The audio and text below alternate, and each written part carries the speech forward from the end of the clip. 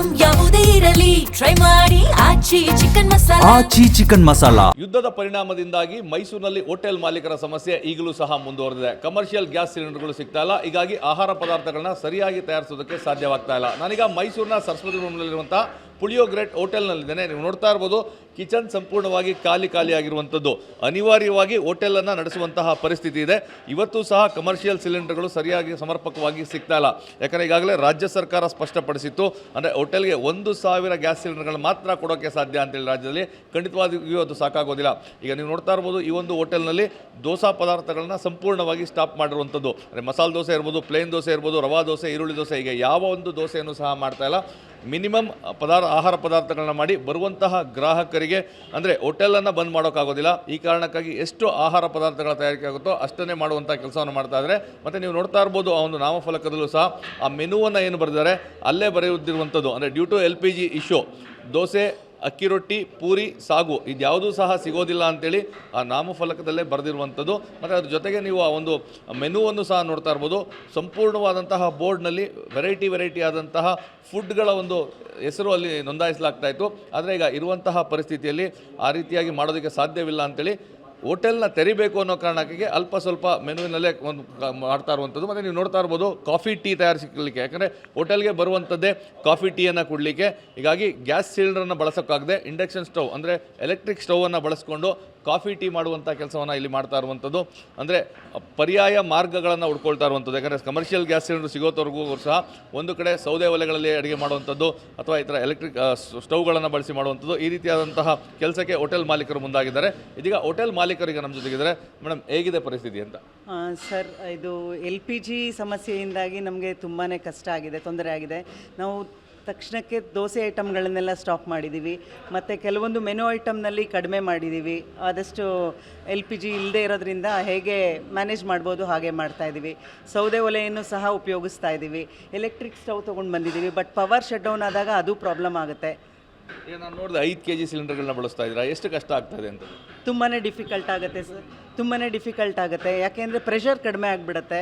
ಹಾಗಾಗಿ ಫ್ರೀಕ್ವೆಂಟಾಗಿ ನಾವು ಸಿಲಿಂಡರ್ಗಳನ್ನ ಬದಲಾಯಿಸಬೇಕಾಗತ್ತೆ. ಈಗ ಫಾರ್ ಎಕ್ಸಾಂಪಲ್ 10 ಸಿಲಿಂಡ್ರ್ ಬೇಕಾಗಿರುವಂಥ ಸಂದರ್ಭದಲ್ಲಿ ಬರೀ 2 ಅಥವಾ 3 ಸಿಗ್ತಾ ಇದೆ. ಅದು ಸಮಸ್ಯೆ ಆಗಿದೆ. ಸಾಮಾನ್ಯವಾಗಿ ಹೋಟೆಲ್ಗೆ ಬರೋದೇ ಗ್ರಾಹಕರುಗಳು ವೆರೈಟಿ ಫುಡ್ ಬೇಕು ಅಂತೇಳಿ ಗ್ರಾಹಕರು ಕೇಳ್ತಾ ಇದ್ದಾರೆ. ಯಾಕಂದರೆ ನೀವು ಕೊಟ್ಟಿದ್ದಂತೂ ತಿನ್ನೋವಂಥ ಅನಿವಾರ್ಯ ಪರಿಸ್ಥಿತಿ.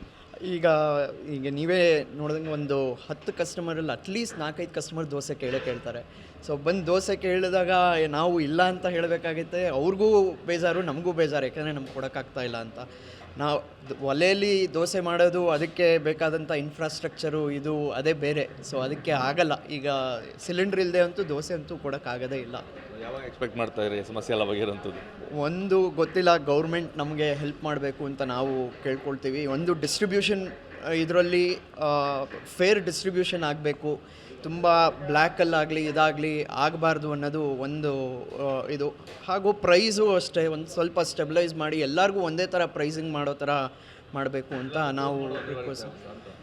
ಅದು ಮಾಡಬಾರ್ದು, ಅದಾಗಬಾರ್ದು ಅಂತ ಕೇಳ್ಕೊಳ್ಳೋದು. ಯಾಕೆಂದರೆ ಫ್ಯಾಮಿಲೀಸ್ ಇದೆ, 15-16 ಫ್ಯಾಮಿಲೀಸ್ ನಮ್ಮ ರೆಸ್ಟೋರೆಂಟಿಂದ ಇದಾಗುತ್ತೆ. ಸೊ ಅವ್ರಿಗೂ ಕಷ್ಟ ಆಗುತ್ತೆ, ನಮಗೂ ಕಷ್ಟ ಆಗುತ್ತೆ.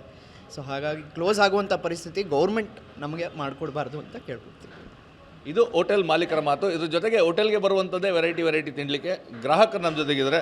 ಮೇಡಮ್, ಈಗ ಸಾಮಾನ್ಯವಾಗಿ ಹೋಟೆಲ್ಗೆ ಬರುವಂಥದ್ದು ದೋಸೆ, ಬೇರೆ ಐಟಮ್ ಸಿಗಬೇಕು ಅಂತ, ಬರೀ ಇಲ್ಲಿ ಪುಳಿಯೋಗರೆ ಅಥವಾ ಬಾತ್ ಸಿಗ್ತಾ ಇದೆ, ಏನು ಸರ್? ಏನಿಲ್ಲ, ನಾವು ಎಲ್ಲದಕ್ಕೂ ಸಪೋರ್ಟ್ ಮಾಡಬೇಕು ಸರ್. ಇಲ್ಲಿ ಏನೇನು ಆಗ್ತಾಯಿದೆ ಎಲ್ಲದಕ್ಕೂ ಸಪೋರ್ಟ್ ಮಾಡಬೇಕು.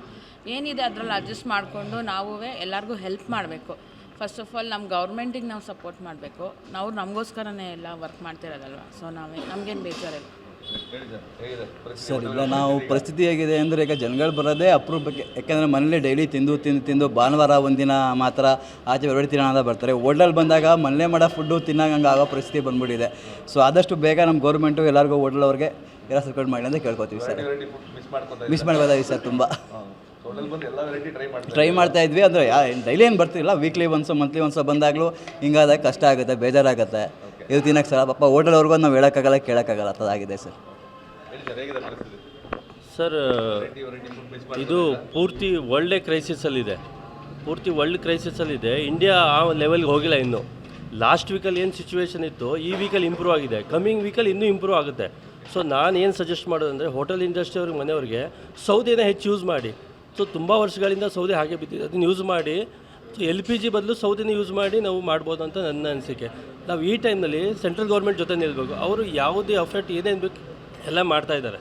ಸೊ ಕಮ್ಮಿಂಗ್ ವೀಕ್ಸಲ್ಲಿ ನನಗೆ ತುಂಬ ಭರವಸೆ ಇದೆ. ಸೊ ಪರಿಸ್ಥಿತಿ ಇಂಪ್ರೂವ್ ಆಗುತ್ತೆ.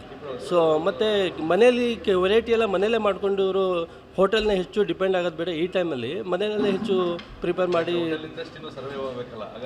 ಹಾಂ, ಅದೇ ಇನ್ನೊಂದು ಸ್ವಲ್ಪ ದಿನ ಇವರು ಸೆಂಟ್ರಲ್ ಗೌರ್ಮೆಂಟ್ ಜೊತೆ ಇವರು ಸಪೋರ್ಟ್ ಆಗಿ ನಿಂತರೆ ಎಲ್ಲ ಇಂಪ್ರೂವ್ ಆಗುತ್ತೆ ಅಂತ ನನ್ನ ಅನಿಸಿಕೆ. ಇದು ಗ್ರಾಹಕರ ಮಾತು. ಒಟ್ಟಾರೆ ಸಾಂಸ್ಕೃತಿಕ ನಗರಿ ಮೈಸೂರಿನ ಬಹುತೇಕ ಹೋಟೆಲ್ಗಳಲ್ಲಿ ಇದೇ ರೀತಿಯಂಥ ಪರಿಸ್ಥಿತಿ ಇದೆ. ಒಂದು ಕಡೆ ಮುಚ್ಚಬೇಕಾದಂಥ ಅನಿವಾರ್ಯತೆ, ಮುಚ್ಚಿದರೆ ಇಲ್ಲಿರುವಂತಹ ಅಂದರೆ ಹೋಟೆಲ್ನನ್ನೇ ನಂಬಿಕೊಂಡು ಬದುಕ್ತಾ ಇರುವಂಥವರ ಜೀವನ ಕ್ಲಿಷ್ಟಕರವಾಗ್ತದೆ. ಹೀಗಾಗಿ ಸರ್ಕಾರ ಆದಷ್ಟು ಬೇಗ ಸಮಸ್ಯೆಯನ್ನು ಬಗೆಹರಿಸಲಿ, ಕಮರ್ಷಿಯಲ್ ಸಿಲಿಂಡರ್ಗಳ ಸಮರ್ಪಕ ಪೂರೈಕೆ ಮಾಡಲಿ, ಹೋಟೆಲ್ ಇಂಡಸ್ಟ್ರಿಯನ್ನು ಉಳಿಸುವಂಥ ಕೆಲಸ ಮಾಡಲಿ ಅನ್ನೋ ಮನವಿಯನ್ನು ಎಲ್ಲರೂ ಮಾಡ್ತಾ ಇರುವಂಥದ್ದು. ಕ್ಯಾಮ್ರಾ ಪರ್ಸನ್ ರಘು ಜೊತೆ ರಾಮ್, TV9 ಮೈಸೂರು.